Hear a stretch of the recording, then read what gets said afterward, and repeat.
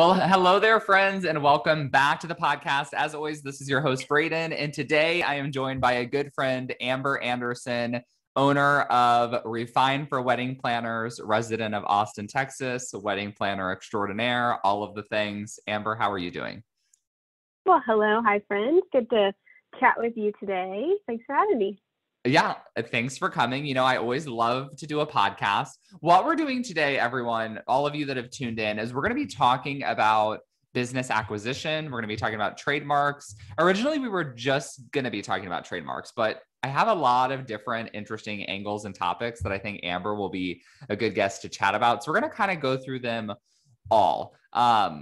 Why this is important, why you should stick around and listen in is because I think it's very important that we all run our business with a long-term perspective of, do I want to run this thing until I'm ready to retire? Do I want to potentially sell it one day? Yeah. So even if you don't think you ever want to sell a business, I think it's important that we build a business that's systemized to the point to where it is sellable in the future. Either way, just good for business. Maybe someday you want to buy a business. Amber, I don't really know why, but I feel like just in the past week, I've talked to at least 3 different people who told me their long-term dream is to buy a wedding venue. To me, that sounds really stressful and expensive, but if that's your dream, this will be a really good conversation for you as well. And then getting into trademarks. So Amber, tell us a little bit about your background. I know that you started as a wedding planner. When did that journey begin for you? It began by complete accident. Through the last Great Recession in the 2008 timeframe, give or take, I was working as a personal trainer, and no one was hiring trainers because no one had extra money. So I got the nearest desk job at Deloitte and Touche, and had no business working in an accounting firm. That's not me. But I eventually worked my way into the event side.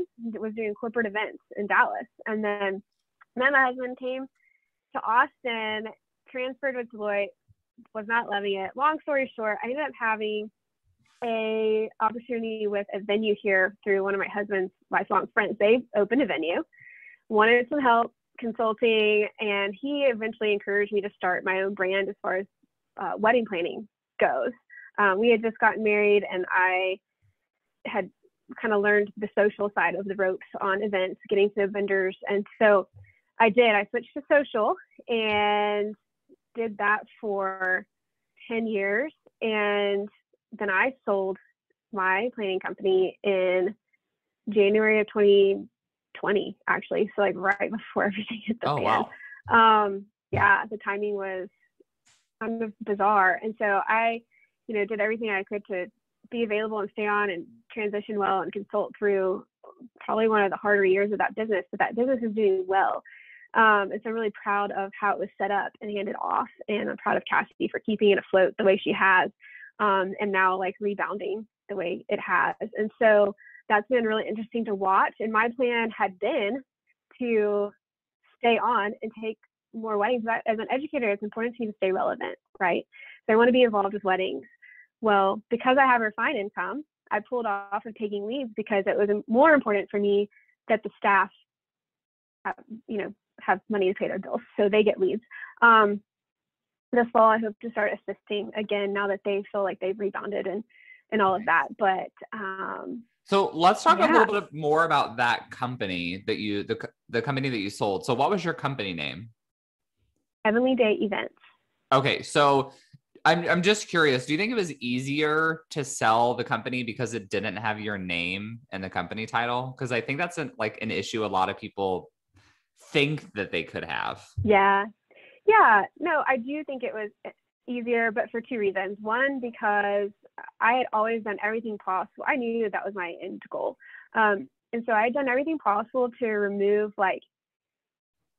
me, myself, and I being the value of the company, right? So regardless, even if it had been called Amber Anderson Events, I would have done everything possible the same way I did to make sure that my staff and my team are always in front of my referral system. So all of my vendor partners, the venues, all of that, they were always front and center.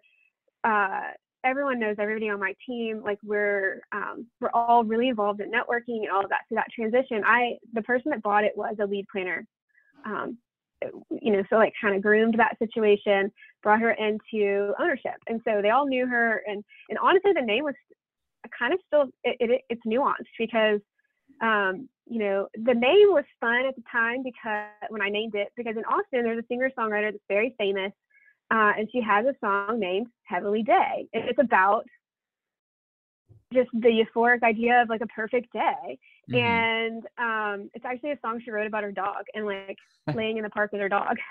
But it's just like, we had it played at our wedding. It's a really special song for Austinites. But as you know, I'm reaching 40, so like that's an old song now. People getting married now have no idea what that song is, and the name, they're like heavenly. I don't know, cultural implications now make this feel like maybe you're going to be not who I want to work with. And so we've had to like navigate that too. But it's also such a strong name in our market and in our region. Like it's reputable. People know it, and so we've continued to not change the name despite lots of consulting on that. Did you ever trademark that name? I never trademarked that name. No. Okay.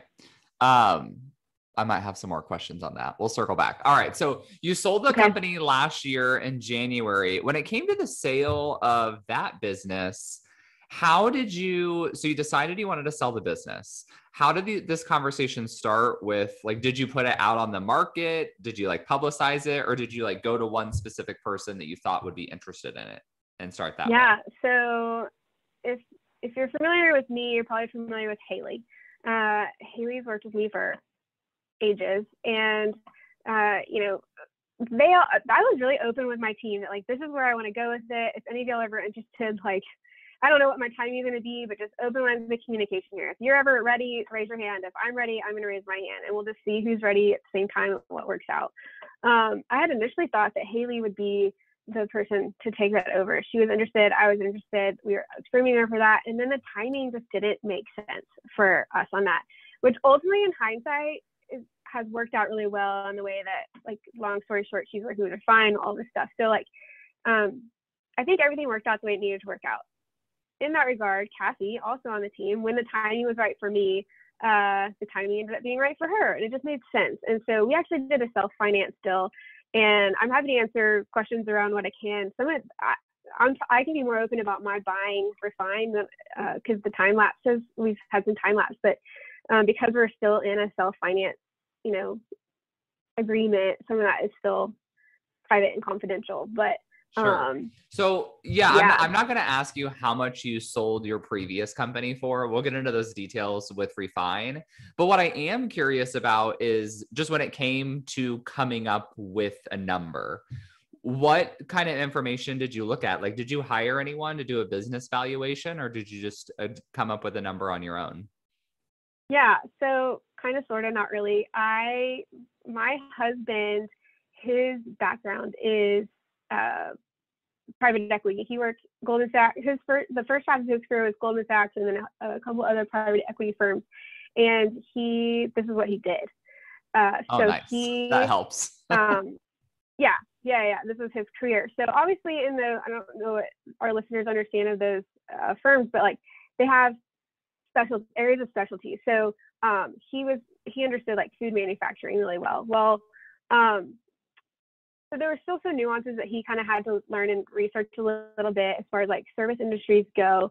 And I mean, there's no one on Wall Street like buying and selling wedding businesses anyway. So like there really isn't the expert to hire. So he put together what he felt like was a fair valuation on that. And you know, we looked at, you know, I didn't have any products or actual like tangible hard items to sell or move around. And that can typically go for 8 to 12x.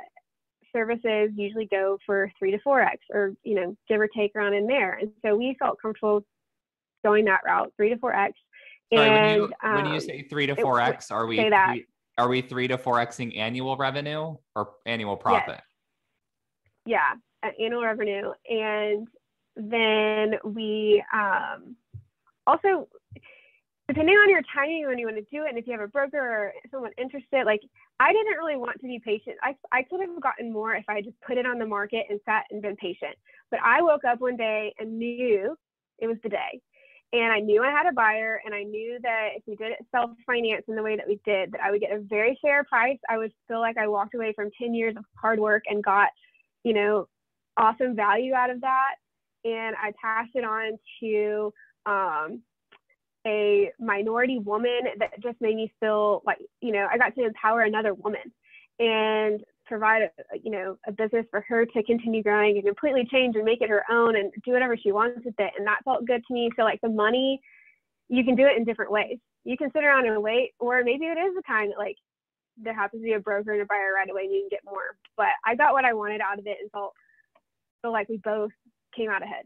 Nice. So for some context for the audience, typically when it comes to buying and selling a business, there's a lot of factors we can look at, right? But at the end of the day, like the thing that we care most about is, well, how much is the business making and how much is the business profiting, right? Revenue is great, but if you don't have a lot of profit, that's something that we want to look at. Right. But also, like typically you're going to look at things like the balance sheet and the statement of cash flows. And this is why it's really important to have very solid bookkeeping and accounting systems if you ever plan to sell your business. Because if we don't have any details on the numbers, then it's hard to come up with a valuation. So again, because you're going to have a CPA involved in that, like auditing it and making sure that those numbers are legit, and that, you pull out, a lot of us are going to be putting personal expenses through there, like my personal insurance and my, stuff like that. And so we have to be able to pull that out to look at the valuation appropriately and all of that. Yeah. Nice. Okay. So again, just to kind of recap, when we're talking about valuation, 3 to 4x revenue, example here, if annual revenue of the company is $100,000, 3x is 300,000, 4x is 400,000. And I am not an expert in this area, but that is something I've heard and read other places, 3 to 4 times annual revenue, because, the understanding with that is the person who buys your company is going to run it for at least more than 4 years, right? So that's theoretically their break-even point. Oftentimes they're going to buy your business and hope to scale it and make more money than you are making in the business as well, because it's kind of the natural evolution of the way businesses grow anyhow. So, all right. Also, I wanted to clarify, you said that it was a self-finance deal. So all we mean by that is that there was no bank involved and the buyers just paying you on a monthly, quarterly, or annual basis for the sale of the company, right? Right. And I'm not here to like champion or encourage that. We've had a good situation. It's worked out really well, but that's because we had ultimate trust for years going into this. And I was also like, I trust her so much I could even say this because she'll hear it. I knew that like, if she woke up one day and just stopped paying me, then like, I was either going to close up shop or sell it to her. Like that was it. And so I may as well get something out of it. So if she was going to write me 3 checks and then move on and say screw you, then I just had to be okay with that. But if you're going to self-finance, you need to set up with structures, and we have that in place. Like, hey, if you don't make payments, here's what happens, and like you got to have the right structure. So you need to have people involved that know what they're doing. Yeah, it's like any other transaction, right? Like you definitely want to have a really solid contract. Of course, as an attorney, like I would never encourage a self-finance situation, but also Amber, I would just tell people it was very unique for us. Yeah, I would just tell people like you have to understand what your worst case scenario is, then ask yourself, am I comfortable with this, right? Yeah. Basically, I had a medical injury, and then I had an injury, and I just had to be done. It was, Gotcha. So it's a very unique situation. Braden and I are on the same page. We're not encouraging that. Okay. Sell it outright. So let's talk about your new business, because you now run Refine, right? So we'll get into kind of like how you purchase Refine and all that kind of stuff. But first, can you tell us like what is Refine? What does it do? What does your business do? It's not a wedding planning company, so what's it all about? Yeah, and it's evolving. It's evolving right now. I actually just hired a coach to help me evolve it because it's got all these different arms and legs and lives of its own, and we've got to figure out like where it's going. So essentially, Refine for Wedding Planners started as a online community for new, aspiring, and struggling wedding planners with retreats and templates, and that was kind of it. Coaching and business coaching. And the Facebook group at this point has a little over 4,000 wedding planners in it, and it's super, super highly engaged. I mean, just constant conversation in there. So if you're a wedding planner, please join us. That's a free Facebook group. I think it's the Refined Community for Wedding Planners, what it's called if you search. And then I also have, it's kind of grown from there. I have now a CRM with, all of my planning documents and tools put into a planning program for wedding planners to use with their clients. And then I also have a membership for wedding planners. So a paid extension of access to me, my coaching, additional topics, templates and things like that. So, and I still sell the templates. My templates are, I'm really proud of my templates. Yeah, they're good. We have some of your email templates that you provided to us inside of one of our programs. It's like basically like COVID cancellation response email templates. So yeah.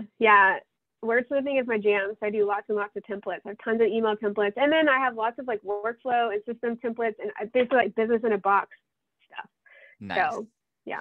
All right. So when did the kind of process of purchasing Refine begin?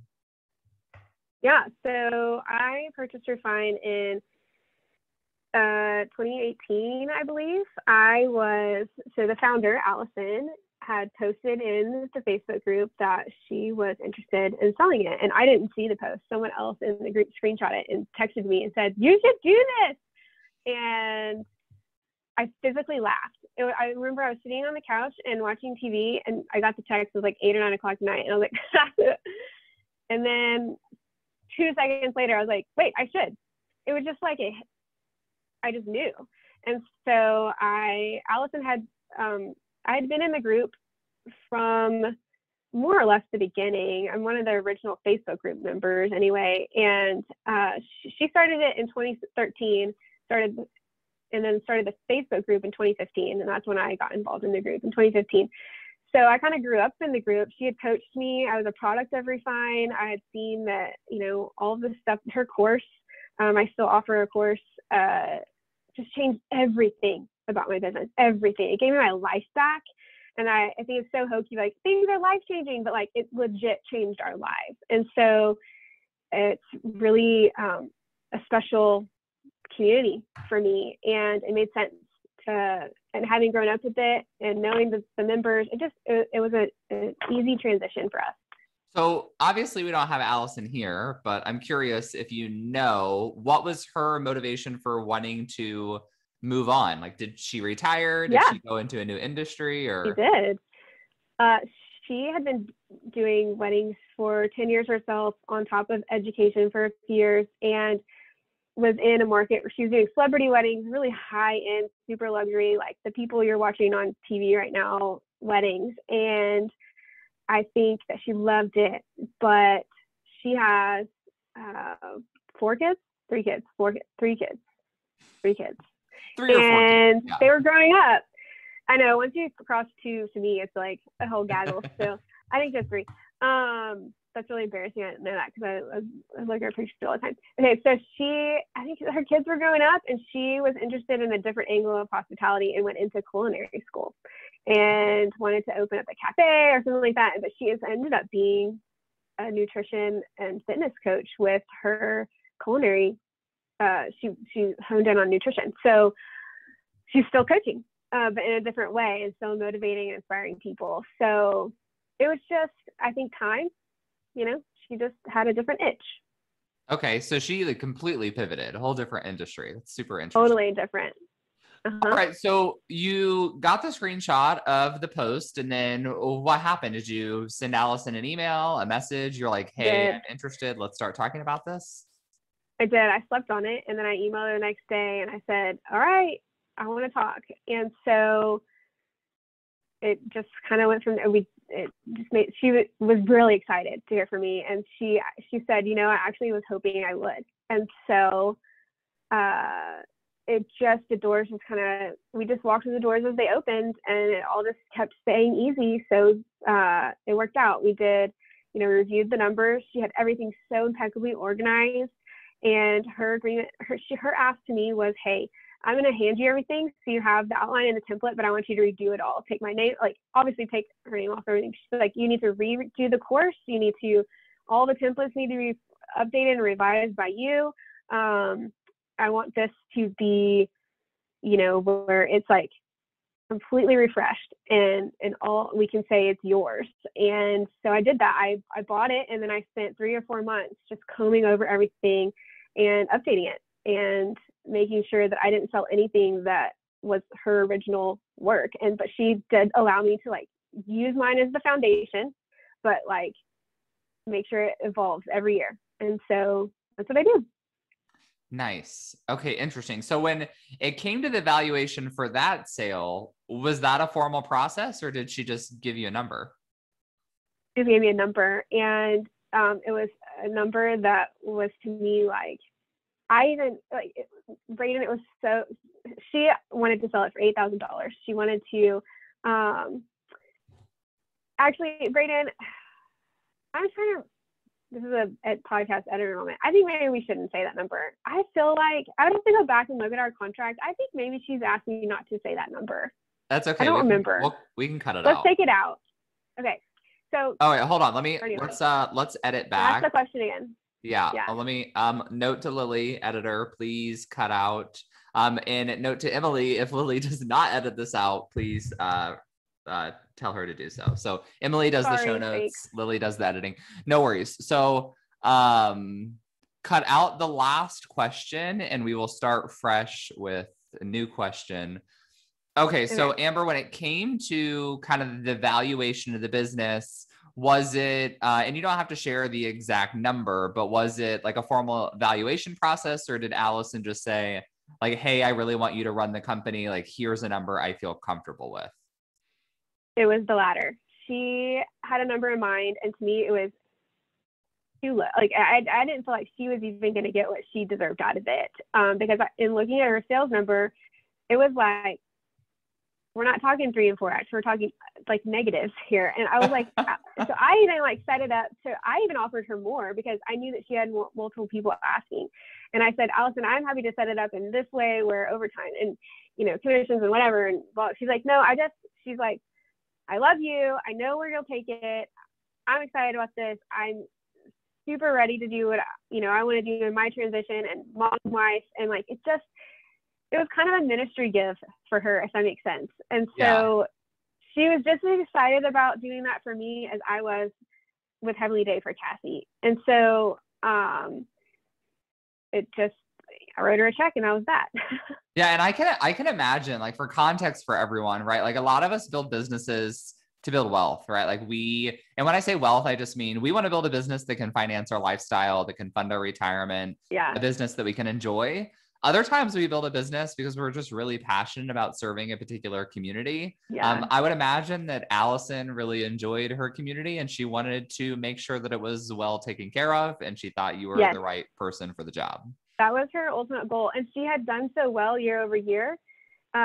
She wanted to have a number she felt good with on an exit that also meant having the right person involved with the exact timing. She was like, same thing. She woke up one day and was ready, and she could have absolutely gotten more, but sometimes that's not the point or worth it. And it doesn't counteract what Allison or I have ever taught on like, make your money.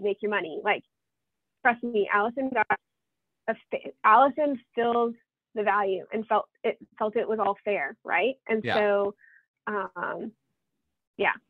So, okay, let's talk a little bit more about the assets of this business. So I thought it was really interesting that you said Allison wanted you to recreate everything. So typically when it comes to a business valuation, we look at, well, what does the business own? What's their intellectual property? What assets do they have? So the course that she'd already created, that's an asset, definitely has a value. All of the goodwill the business has, which goodwill is kind of hard to define like on a podcast, but goodwill is just kind of the recognition that you have in the name. Like, goodwill can also be, you know, how well you are thought of by your community. So these are a few things to consider. And it's interesting that she asked you to recreate all the content. Did she do that more so because she just said, you know, I want this business to be your baby now, therefore I want all the work product to be yours? Or did she like not really want her intellectual property out there anymore? Well, the intellectual property is still out there in a sense that it's, you know, completely outlined in her foundation. But I think more than anything, we didn't really get too far into that.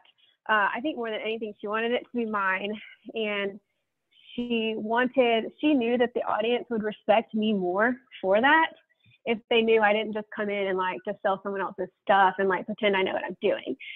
So I think too, because I was a product of Refine, I had already tweaked it a lot to be my own, and she knew that. And so she wanted that for the community.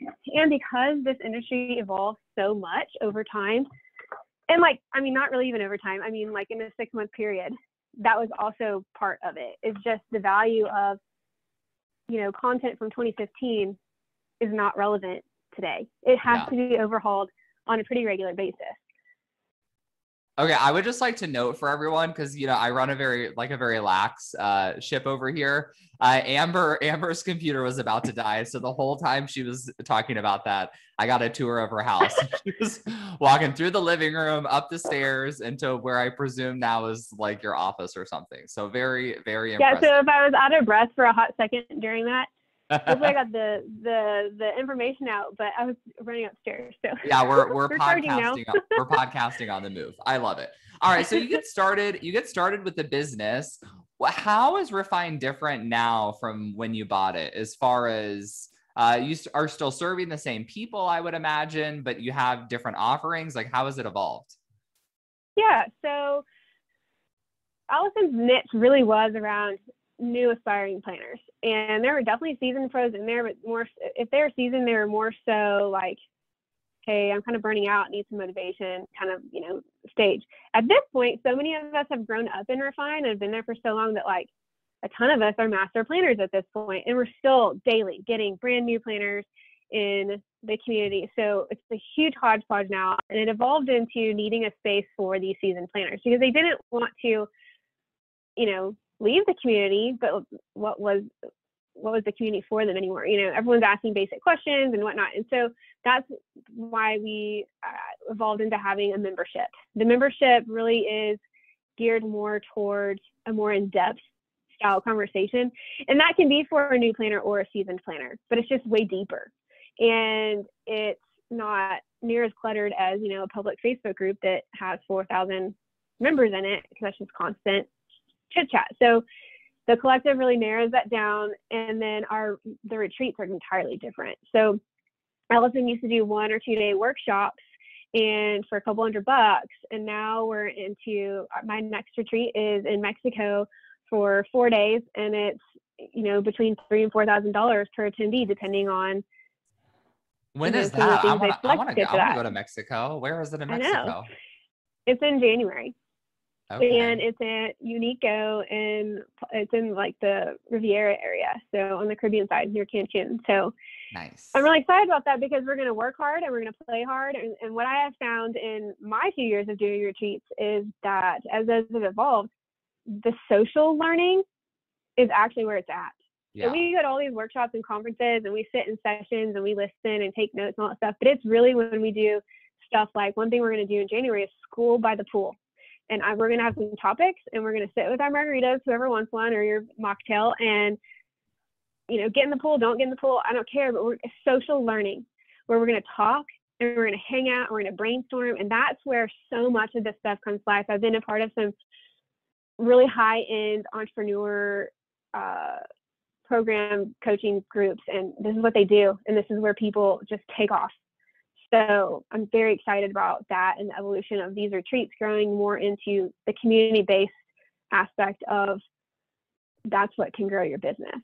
Certainly education and information, but this is why. So the biggest investment I've made in my business up to date was I did a year-long $10,000 mastermind. This is something I've talked about on previous podcast episodes.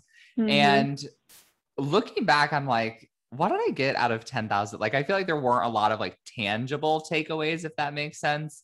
But the friends that I met in that mastermind, we have a Voxer thread 2.5 years later. We do a 2-hour call every month. Yep. Like, these are the people that I go to when I have business questions. And you can't really put a number on that. Especially the thing that you have to think about is, especially once you grow your business and grow your audience, and this is kind of a side tangent, we'll circle back in a minute. But once you get to the point where you have a consistent client base, you're making $1,000 decisions on a daily basis, right? Do I take this client? Do I say no to this client? Do I market to this new niche? Like, do I go into this new area? Right. Like, each one of these decisions can mean tens of thousands of dollars in your business. And once you have a circle of a handful of people that you can trust to give you guidance, I mean, it's a lot more valuable than the $10,000 you put in. It is.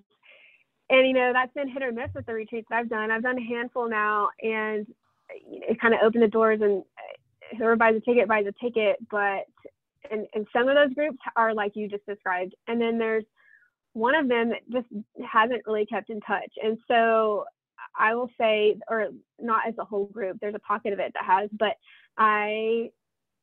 for this upcoming retreat, because the price point we jumped it up and we're doing something totally different.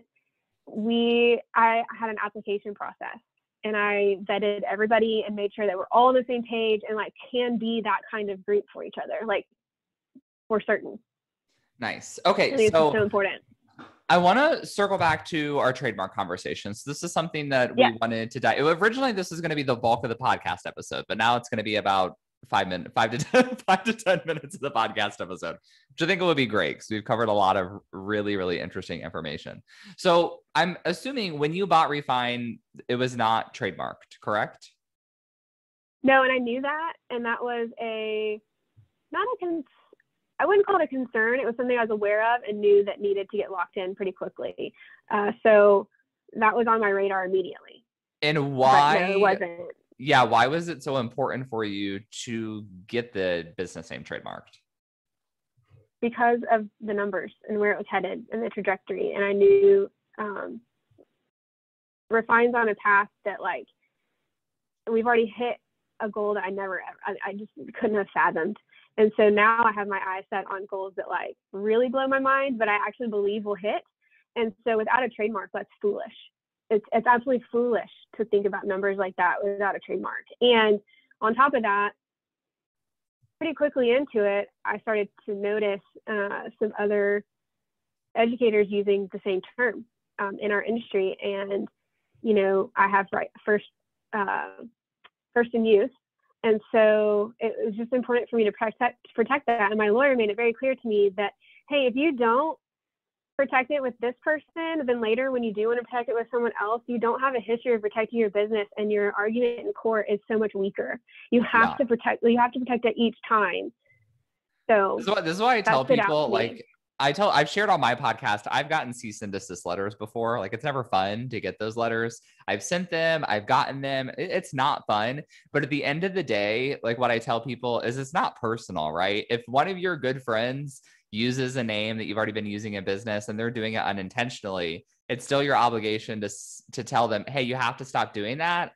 Not because like I'm trying to be a dick, but it's because if I need to enforce this on someone else later, they're going to look at how diligent I've been in the past. And that's why this is so important, for sure. That's the word he used. I'm obligated. It is a responsibility of mine to do that, like it or not, friend or not. Like, I legally have to do that. Or when it is an issue, like I'm really up a creek.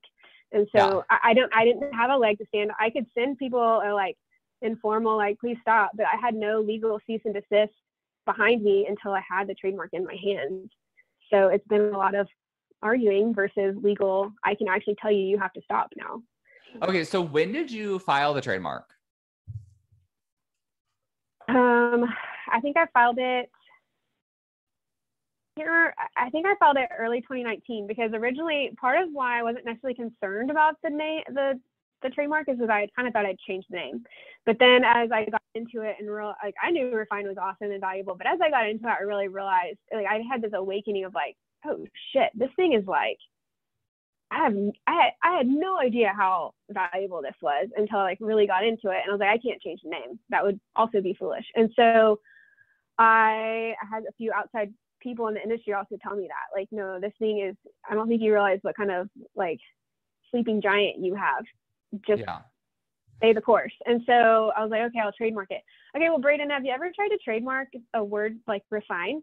Because like the whole world wants it. And I'm sorry, but oil and gas has a lot more money than I do. And obviously they're not in events, and that's part of the trademark thing. We can get into that. Like there's different categories, right? But you know, that like they were dancing on all those categories. Like they're smart. They're like, let's cover it all. Yeah, so let's apply. Like they're applying for everything. So when did your trademark finally get approved? I know it was recently.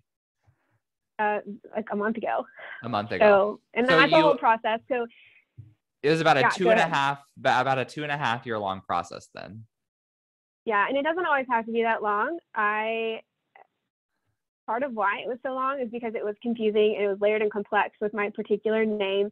And because there were already some people out there that had applied for it, but they did not have first in use. So then I had to go up against that and, you know, argue like, no, you can't have the trademark. So basically when someone applies for it, basically there's a waiting period where people are allowed to say, hey, no, that's my name. Yeah. And they can contest it. And then at one point I ended up, I was in the period of like people could contest me, and it lapsed. I'd gotten my thyroid failed and I got so sick and I just couldn't keep up. Some things just had to fall through the cracks, and that one fell through the cracks. And I was really upset about that, but I also just, I don't know. So the first attorney I had ended up not being as equipped for it once we got into it and saw how complex it would be. So we did a little switch, and then same thing, it got a little bit more complex. And that same attorney was like, there's someone in my office better equipped for this. And so kind of got moved around, and it just took a while and took a lot of money. It was very expensive. But I think in the end, it's going to be really, really, really worth it, because if at the numbers now, if someone were to come in over it, I would get really hosed. Yeah, this is why. So I have this conversation in a Facebook group. I swear to you, like once a week, people always say, I'm just going to can I just file my own trademark? And then inevitably there are tons of people who chime in and they're like, yeah, you can. I did mine. It was super easy. Like, you don't need to hire an attorney. It's a waste of money. Like, they're blowing smoke, all this kind of stuff, which is problematic for a number of reasons. But I will say, in those people's defense, to contrast with your experience, my application for Unfuck Your Biz went all the way through in about 7 to 8 months, which is almost record timing. Yeah. Like right now, the USPTO is very backlogged. So if anyone files a trademark right now, you're probably not going to get to step number 1 for about a year. That's just kind of what the timeline looks like. But the thing is I had a really good trademark attorney do my application. So part of the reason why I went through so fast is because I didn't really have anyone contesting Unfuck Your Biz. The second reason was that the application was done correctly. So where people can mess up is if you do your application yourself, there's 2 considerations, right? So either you do it right, which is great. It goes through. Awesome. If you mess it up, you're going to end up having to pay an attorney to fix it. Or you could start all over. Or you could do the application correctly, but it could be a situation like yours, Amber, where a really wise attorney, they're going to tell you like, I will take this application, but I'm going to let you know it's going to be $1,500 to file it. And inevitably, this is going to be a very difficult application to get through. It's going to be a fight. It's going to be a battle. And you're going to have to pay me more once we get there. A lot of people don't realize that. So if you're filing it yourself, and you think that you're just going to sail through, most of the time that doesn't happen. And then if you hire an attorney after that, not only do they have to fight for you, but they have to go back and fix all the mistakes you made, which is even more expensive. Yeah. So, I mean, I'm probably 8 to 10 grand in on mine. So like, it's not like I spent 30 grand. Like, that's a lot of effing money when a trademark could easily be $1,500. Right. But it was just really layered and complex. And, you know, there's lots of businesses that, like you said, are not going to be that layered and complex, but I knew it would be with that name. And so I knew to start with an attorney, but even that first attorney didn't realize how complex it would be. So just kind of happens sometimes, I guess. I don't know. Maybe it just wasn't the right fit, but yeah.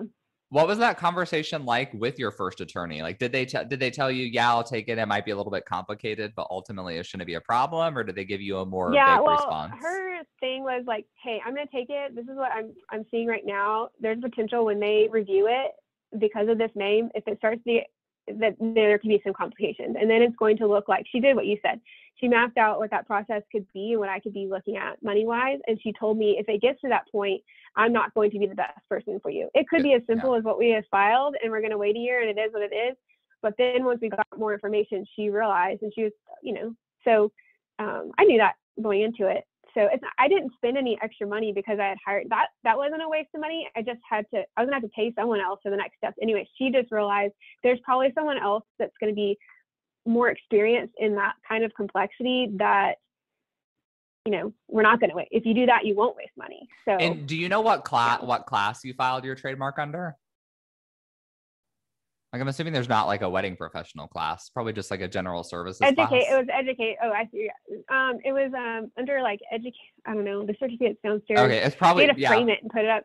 It's like under like education and you probably did class 41, which is the same I have my trademark under. I'm Googling it right now. Sure. Yay. So when you ran into issues, who was education and entertainment services class 41? Who were you having issues with? Were they other wedding professionals, wedding professionals, service providers, or as far as like contesting goes? Yeah. There were other educators. There was one that and it wasn't wedding related, but she was an educator in serving women, and I primarily serve women. I mean, I know that, pronouns and, take that out of it. Like primarily that's the bulk. And so we were kind of up against, and she was doing like business coaching, different, but same. So we kind of had to go up against that a little bit together, but I had first in use and came out ahead. So, and there's ways you can tweak the actual words and terms that help you get it going through, but yeah. So, okay, awesome. Sorry, I have a meeting with my mom after this, so we're just texting now. She does not remember my Zoom link for the life of her, so I have to text it to her again. Okay. Again, we just roll with the punches here on the. That's what I do with your fine. We are a come as you are audience. Yes. All right. So I want to start to wrap up here. Don't want to keep mom waiting too long. Wedding MBA is coming up. Conference Confidence is happening. Do you want to plug that a little bit before you go? Yeah, sure. I'm so grateful to have you on as a sponsor too. So Renee Dallow, if you're obviously familiar with Braden and I, you're probably familiar with Renee as well. If you're not, get to know her. She's awesome. So Renee Dallow and I are baby refiners that grew up together and have gone to tons of conferences together and saw a hole in the market on, hey, people are going to conferences and then walking away with a notebook full of notes that they never look at again because either didn't know how to take notes properly in the first place, didn't know how to allocate time to get it done, all of that. So much I could say there. We have decided to create what we call Conference Confident, and we're introducing that at Wedding MBA this year. It's an extended day. So the day, Thursday, we're going to be doing an implementation workshop. Prior to MBA, we're going to be teaching our students, the ticket buyers, how to take notes, how to plan, how to be strategic. We're going to be providing access to ourselves throughout the week of Wedding MBA to kind of mentor and guide people while they're there. VIP experiences and invites with us. And then, on that Thursday, we're going to walk through what we've learned that week in a pretty unique way.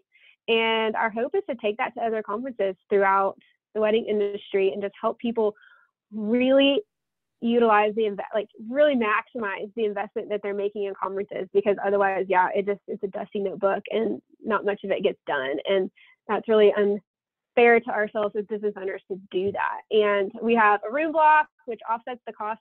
It's such a discount on the room that it basically pays for if you're going to be there for the week anyway, it's basically paying for the Conference Confident ticket. And then we've got a Monday night mixer. This will be our 4th annual Monday night mixer. Welcome to Vegas mixer. And Braden will be there. We'll all be there. It's going to be a lot of fun. So yeah, I'll be there. I'll be there at the mixer. I'll be in the hotel block so we can all hang out if anyone goes, especially if you're a conference competence attendee. My mom is coming and my friend is coming, and I have 2 VAs that are all coming to help me work my booth. Yeah, really everyone's invited, all categories. So I primarily serve wedding planners, but we didn't even touch on this. There's a lot of evolution with Refine that's serving vendors as a whole, wedding pros as a whole. Every category is invited to the conference competent, the mixer, all of it. So nice. We're excited.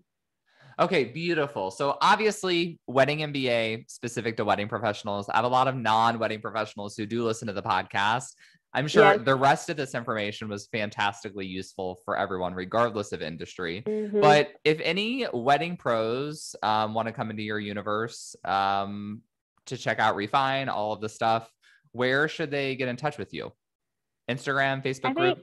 Yeah, hopping over to Instagram, Refine for wedding planners, or the Conference Competent Instagram are the best ways, because then there's the link trees that can get you to all the different avenues and pathways. And anyone in a different industry that has conferences that you find that you're seeing the same holes, Renee and I are, exploring taking this to other markets and other industries and working with experts in those markets. So feel free to reach out if that sparked an idea for you. We'd love to talk. Okay, I love that. We should chat, because one of my goals for 2021 is to speak at a lot more conferences, but also to start attending other industry conferences. So that'll be fun. Yeah. I mean, we can't be the only ones taking notes and then coming home to busy lives, right? I know, right? This has to be cross industry. It's kind of like one of the things I always tell people is when it comes to New Year's resolutions, we all write 10 resolutions down and we expect that we're just going to wake up the next day and essentially become an entirely different person. And I think we get that same burst of energy when we go to conferences, but it's all right, let's not set 15 goals and 8 million tasks. Let's synthesize, streamline, and focus on what's going to move the needle forward. There's a way to do it. It can be done, and it's not as overwhelming or time consuming as people think. There's a strategy we're going to teach. Nice. Beautiful. Well, I can't wait to learn it, because I'm going to be tagging along all week. This was super fun. Amber, thank you so much for coming on the podcast. Yeah, thanks for having me. Have a good one.